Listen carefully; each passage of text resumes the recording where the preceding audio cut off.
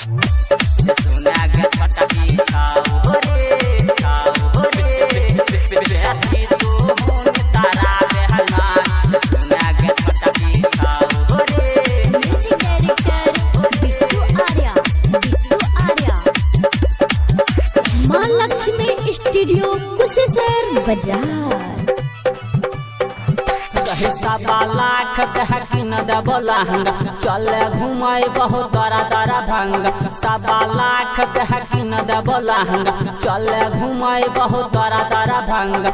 हमरा से नैन लड़ा बहना सुना के तू छाऊरी आ सुना के तू छाऊरी बेसी तू हुन तारा बहना सुना के तू छाऊरी ज्यादा तू हुन तारा बहना सुना के तू छाऊरी।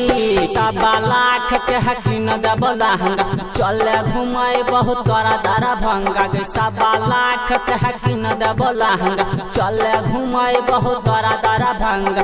हमरा से नैन लड़ा बहना सुना के तू छाऊरी आ सुना के तू छाऊरी बेसी तू छिरिया बहना सुना के तू छाऊरी ज्यादा तू हुन तारा बहना सुना के तू छाऊरी।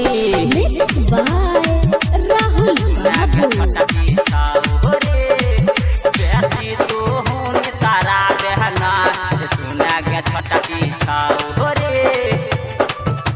मां लक्ष्मी स्टूडियो कुशेश्वर बाजार।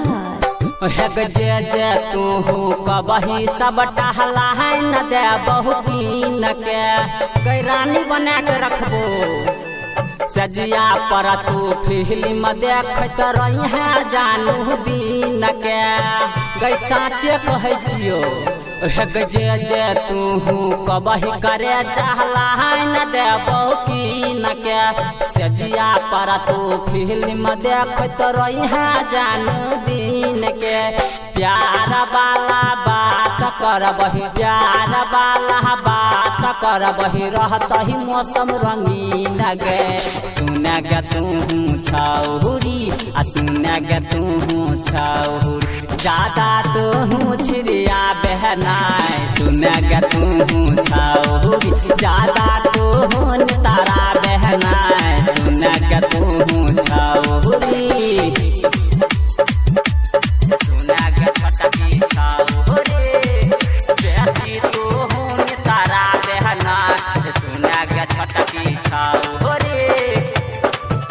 मां लक्ष्मी स्टूडियो कुशेश्वर बाजार।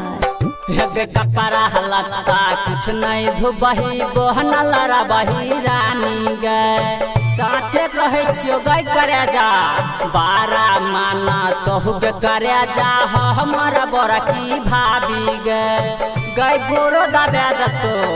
हाँ कपड़ा लत्ता कुछ नहीं धुबही बहन लड़बही रानी गे बारा माना तोहू के करे जा हमारा बड़ा की भाभी गे। उमे से कमाल कहै छौ तोरा राइटर रोहित कहै छौ तोरा करे न तू इनकार गए सुना गे तू छाऊरी सुना गे तू छाऊरी ज्यादा तू छिरिया बहना सुना गे तू छाऊरी ज्यादा तू हुन तारा बहना सुना गे